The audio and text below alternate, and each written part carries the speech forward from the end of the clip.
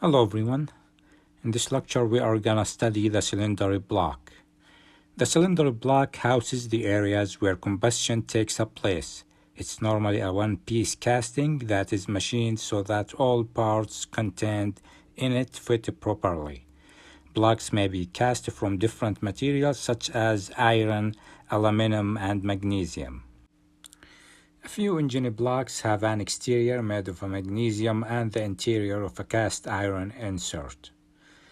Some late model blocks are made of two pieces, an upper unit that contains the cylinder and a lower one that surrounds the crankshaft. Other blocks have main cap griddle integrated in the housing to provide added strength.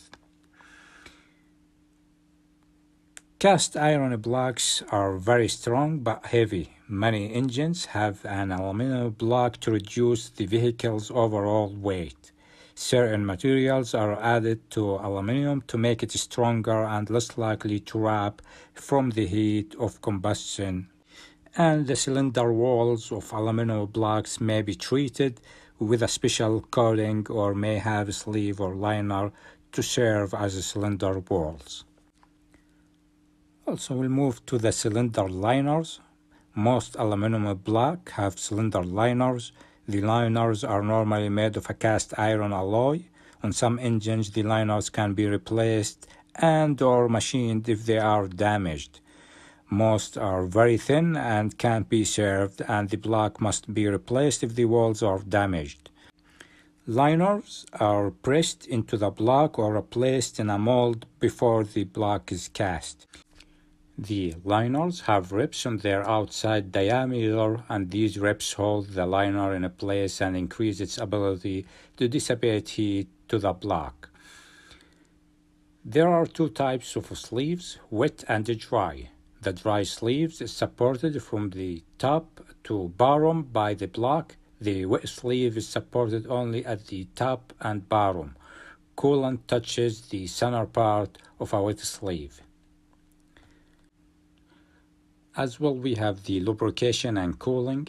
A cylinder block contains a series of oil passages that allow engine oil to be pumped through the block and the crankshaft and onto the cylinder head.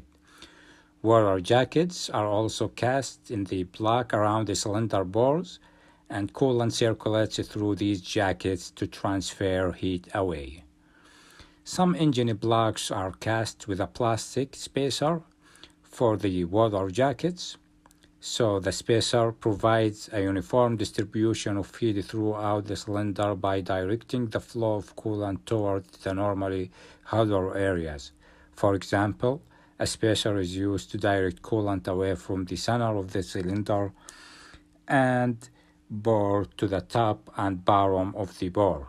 So the top and bottom of the bore are normally the hotter areas.